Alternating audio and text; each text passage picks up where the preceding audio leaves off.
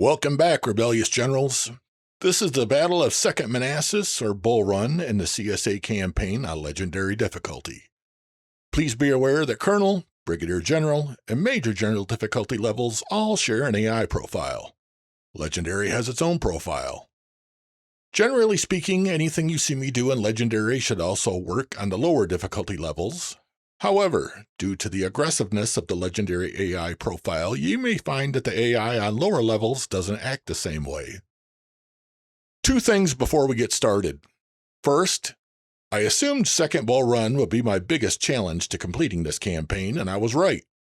I also expect Antietam to be the second biggest hurdle. Second, don't you hate it when life gets in the way of your gaming and other hobbies? I didn't plan to take a 6-month break between posting videos, but my life has changed significantly since I last posted. When we last left our heroes, they were in camp after Manassas Depot. There were 32,306 recruits in the pool with average stats of 21.2. There were 4,240 veterans with stats averaging 39.8. Hill and Ewell's units both earned their 2nd star. I gave them both the musketry proficiency perk, so they are double accuracy perked units.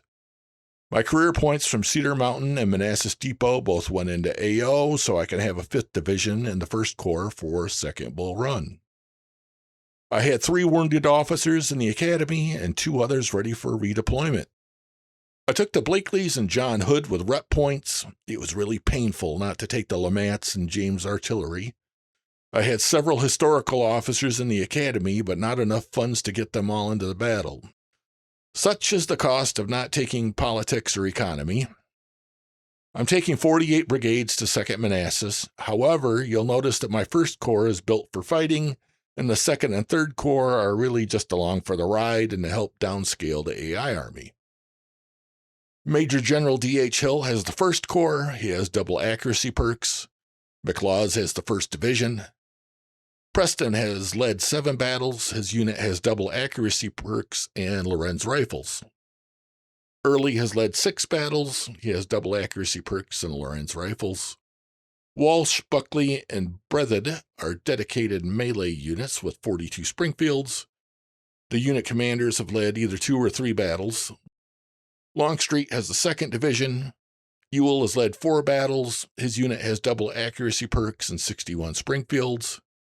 My Avatar has led 10 battles. His unit has an accuracy and melee perk and 53 Enfields.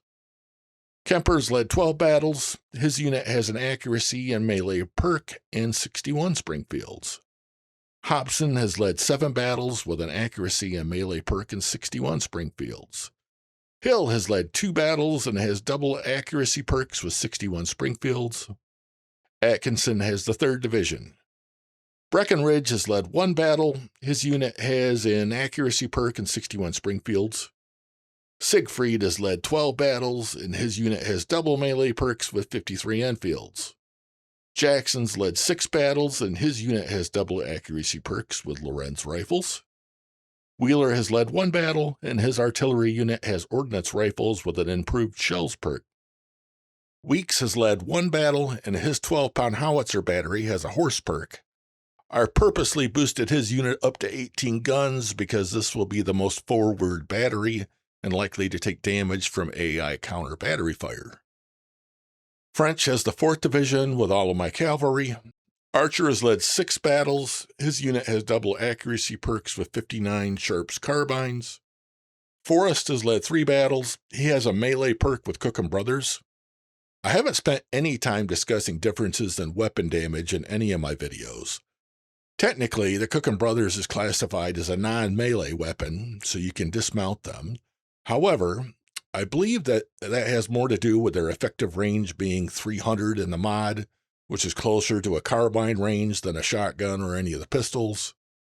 The Cook & Brothers has a melee rating of 60, the shotgun has a rating of 70, the Palmetto has a rating of 80, and the Colts have a rating of 90. Subsequent pistol and saber combinations increase the melee rating. The benefit of Palmettos, shotguns, and Cook & Brothers is their damage output at close range. However, to maximize that effect, you really need to keep their ability to fire turned off until you ride up close to the enemy and then flip it on at the last second to fire. The shotgun has the highest average damage output, plus it can fire twice. Palmettos have the next highest average damage, followed by the Cookham brothers, but both of those weapons only fire once. If you get a high roll on the damage output, you can significantly damage the enemy morale to the point of routing them. Then you can charge them to go for the surrender or shatter. So I use Cookham brothers as an entry-level melee weapon, even though the unit icon classifies it as a non-melee. I'll eventually give Forrest's unit a pistol and saber combination. Ferguson has led 9 battles. His unit has double accuracy perks with 59 carbines. Myers has led 10 battles. His unit has double melee perks with Colts and sabers. Crocker is a new accuracy unit with all my Burnside carbines. McLean has the 5th Division with my best artillery. Elder has led 7 battles. He has Napoleons with a horse perk and counter battery perk. I will upgrade this unit to 24-pound howitzers. The Napoleons don't get much benefit from the increase in shell and shot, but the howitzers will. Plus, if I have a battle where I need to get some rifled artillery into position faster, I can always drop rifled guns onto this chassis for those one-off situations. Mendenhall has led 4 battles. He has Napoleons with both a horse and a canister perk. Cabell has led 9 battles. He has ordnance rifles with double shell shot perks. Ward and Bragg have led 4 battles. They have ordnance rifles with double shell shot perks. I'm taking over 30,000 in supplies for the 1st Corps. Albert Sidney Johnston has the 2nd Corps. He has a melee and accuracy perk. As you know, I've been relying completely on weapons recovery from reconnaissance to get weapons. I have nothing in politics or economy. With the weapons that I have, I could either opt for fewer but larger units or more but smaller ones. I went with the more but smaller. They arrive very late anyway and cause the AI to downscale somewhat. Additionally, most of these are new units that are just barely 1 star. I spent quite a bit of time mixing and matching officers to get as many 1-star units as possible. Hood has the 1st Division. Ledley has an accuracy perk with 55 Springfields. Bruin has 20-pound Parrots with the shell shot perk. Robinson has led 1 battle. He has a light infantry brigade with Harper's Ferries. Turner's Pickett's brigade has 55 Springfields. Thomas has led 1 battle. His pickets have 55 Springfields. Ramirez has the 2nd Division. Maxwell, Crittenden, and Forno all lead accuracy perked units with 55 Springfields. Johnson's light infantry unit carries DN and Cs. Lamphere has led 1 battle. His pickets have MJ and Gs. Ricketts has the 3rd Division. Morgan, Sanders, and Paxton all lead accuracy units. Morgan's guys carry Mississippi's, and the others have 55 Springfields. Pierce has led 1 battle. His Napoleon battery has horse perk. Price has led 2 battles. His Pickett's unit has 56 Enfields. Arnold has the 4th Division. Darling, Kershaw, Seams, and Hurlbut all lead accuracy perked units. Darling has 61 Springfields. Kershaw has Harper's Ferries, and Seams and Hurlbut have Mississippi's. Ransom leads a melee unit with MJ and Gs. Beauregard leads the 3rd Corps. He has a horse perk. In the future, I will use Beauregard in one-off battles where I need speed and melee perks, such as Everettsville. I'm only fielding a 3rd Corps to get Beauregard some experience, since Corps commanders receive a set amount of XP just like division commanders. McNair has the only division. McGilvery has my only non-star unit in the battle, and they carry 55 Springfields. Stockton has led 1 battle. His 24-pound howitzer battery has a horse perk. Stone's 12-pound howitzer battery also has a horse perk. The AI received a corps reinforcement of 14,400 troops after the last battle. The AI army is 7% over the default size. Training is between 40 and 45%, and weapons quality is between 38 and 43%. We must field 2 corps and can optionally deploy 2 more. The 1st Corps will fight much of the battle alone. I believe they fought for 3 hours and 15 minutes before the 2nd Corps arrived. Day 1 is a short half-hour skirmish at Bronner's Farm against Rufus King's division. Day 2 starts with a 1-hour phase against the divisions of Reynolds, Sigel, Schurz, Kearney, Stull, and Steinwehr. Those 6 divisions all deploy in the same manner, with Reynolds coming in from the south, Sigel coming in from the center-east, and the rest from the east, north of center. The 2nd phase in Day 2 is where AI deployments become interesting. As I said, you fight King's division on Day 1, so whatever is left from that division will come in from the eastern south of center. Reno will come in behind Stull and Steinwehr.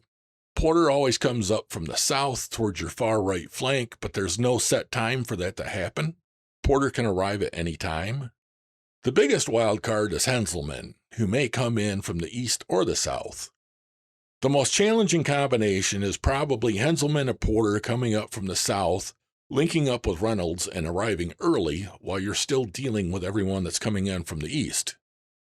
It can also be challenging if you do not do significant damage in the 1st hour of Day 2, and then Henselman comes in from the east with Reno. Then you are still dealing with Stull, Steinwehr, Schurz, Kearney, and Sigel when Reno and Henselman arrive behind them, and you may have both Reynolds and Porter coming up from the south.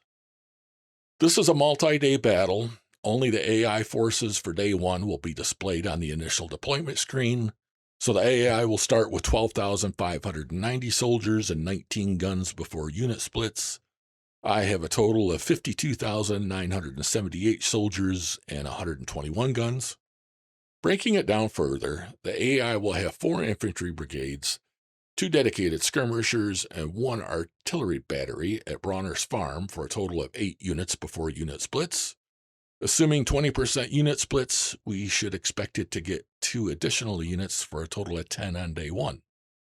My initial strategy will be to inflict as much damage as possible at Bronner's Farm.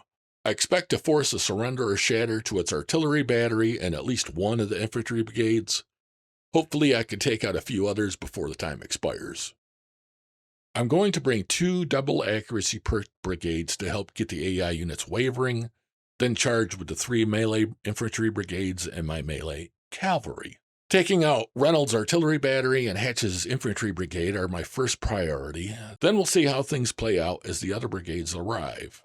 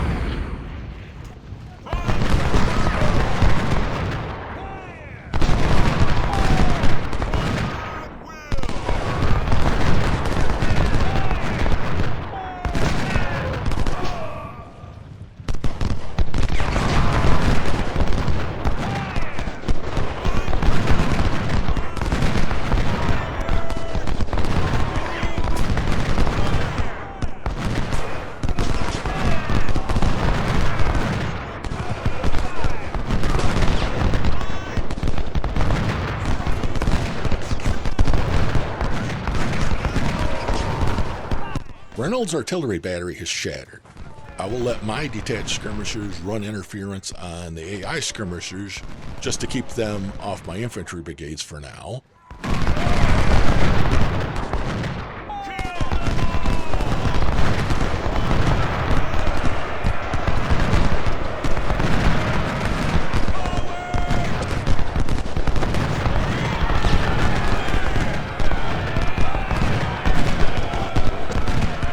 Somebody's charging.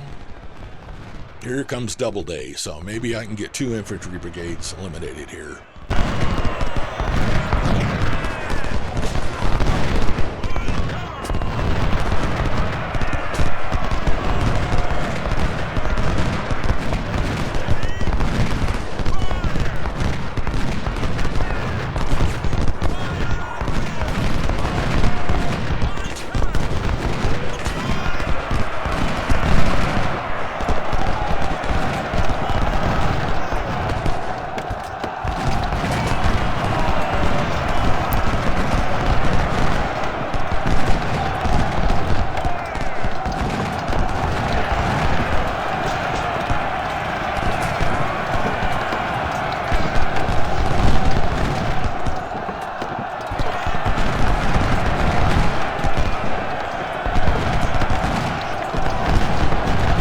I don't want to wear my guys out, so I'm going to stop the charge even though Doubleday hasn't given up yet.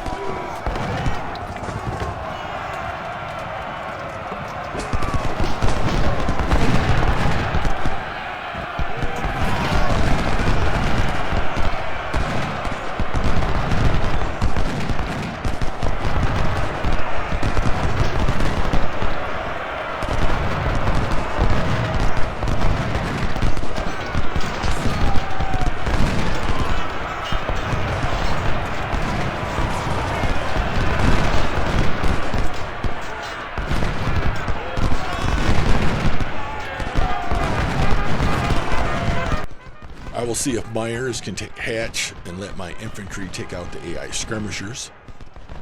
Patrick and Gibbon haven't committed yet, but I need to keep an eye on them.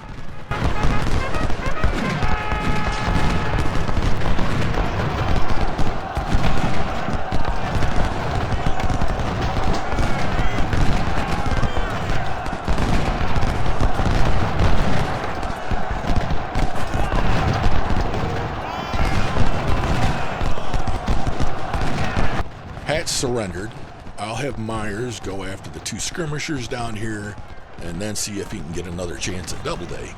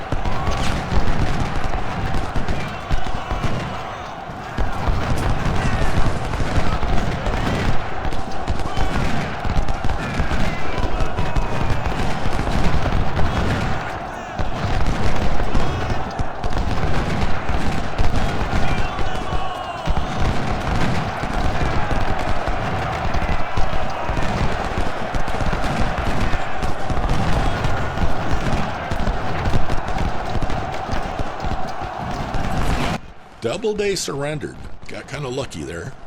I also got a few of the skirmishers. There won't be enough time to take out Gibbon and Patrick, but I can do some damage to them.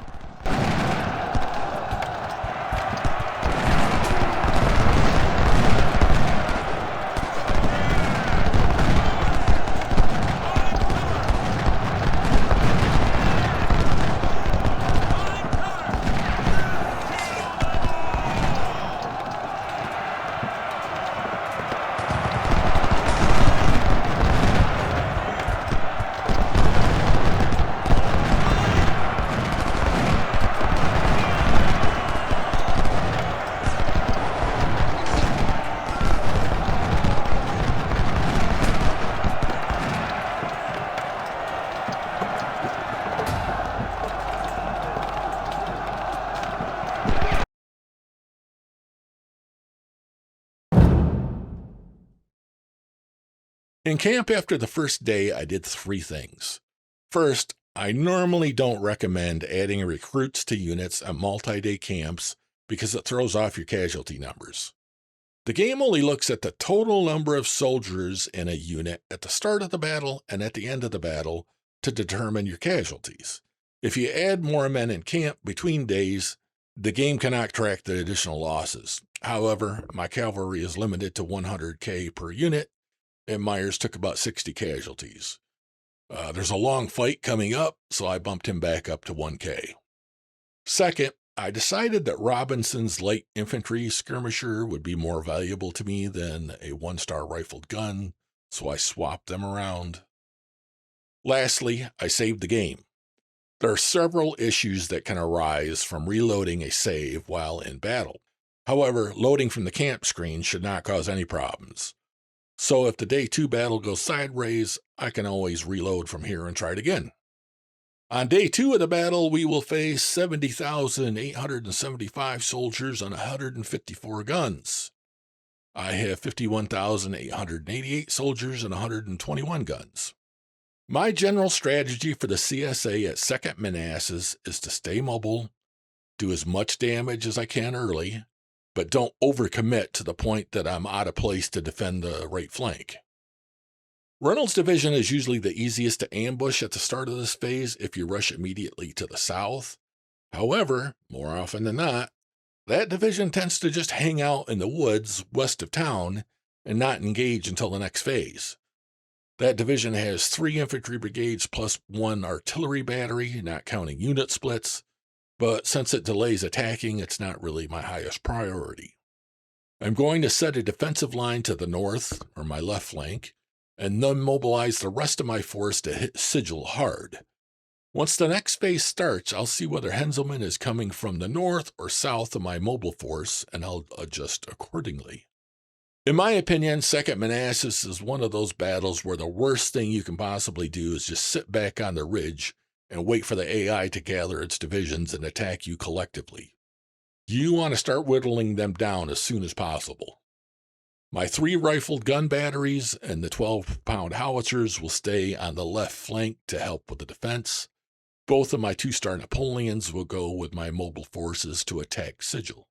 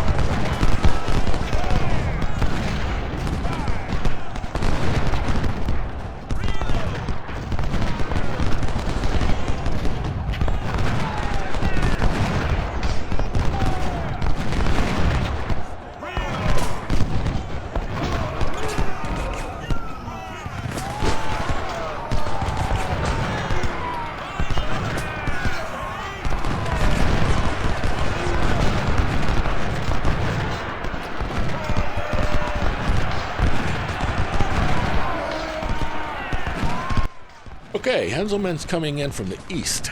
I will need to split my mobile forces. Part of them will need to go north to flank all the divisions that are coming in from the east to take some of the heat off my defensive line. At the same time, I need to keep watch for AI units coming in from the south. On the mini-map, you can see one blue dot in the southwest. That will be Reynolds' division sitting there. What is left of Rufus King's division will come in from the southeast, moving towards the town. And Porter can arrive at any time from the south. So the rest of my guys need to be ready to intercept any or all of them.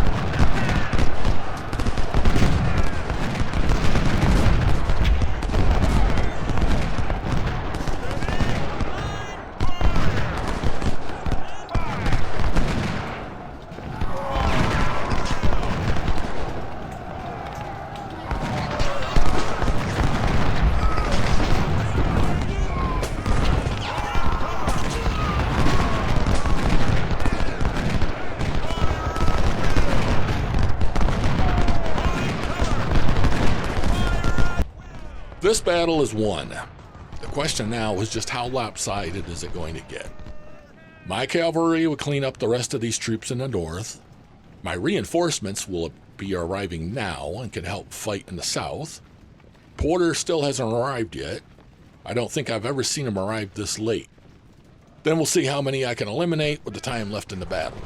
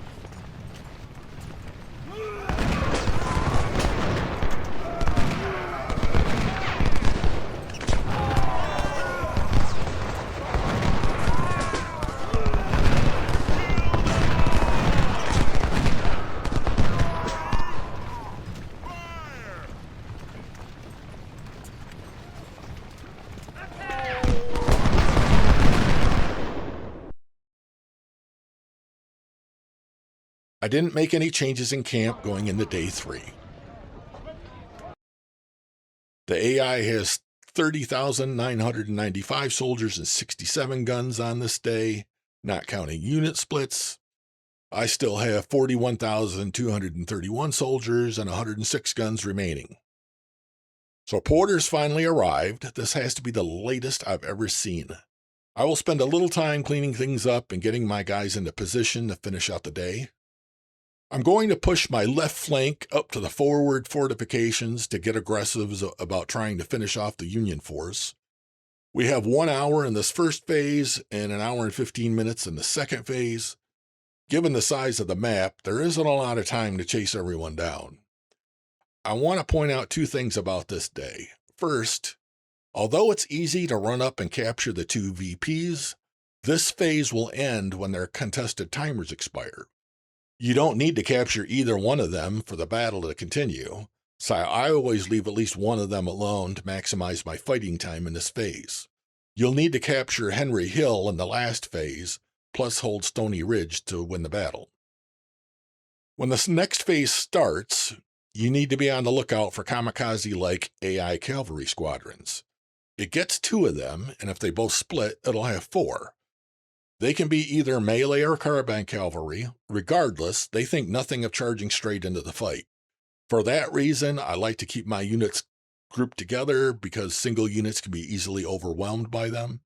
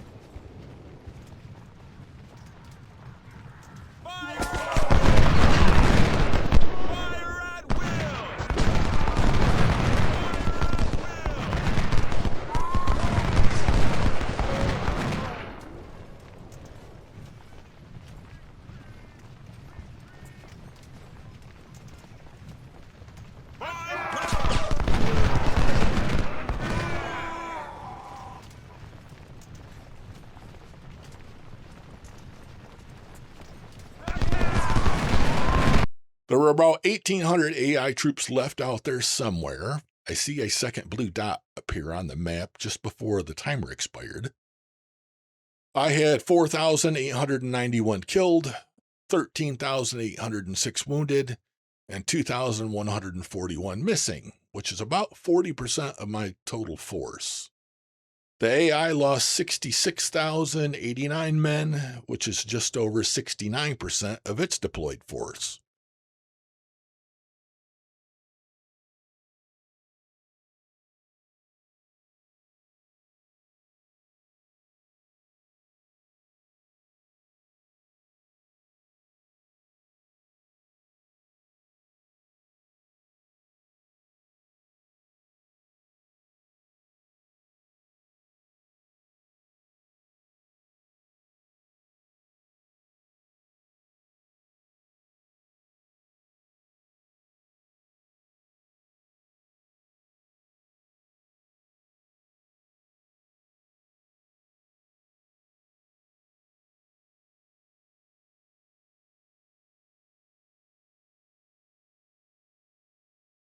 My avatar made it to Major General. I lost 1 Brigadier General, but I gained 3 by promotion. I captured about 10,061 Springfields, over 30 artillery pieces, and 5 supply wagons. So it's on the weapons factory in Chantilly next. Thank you for spending some of your valuable time watching today. I hope you found something useful for your campaigns, and I wish you much success, Generals.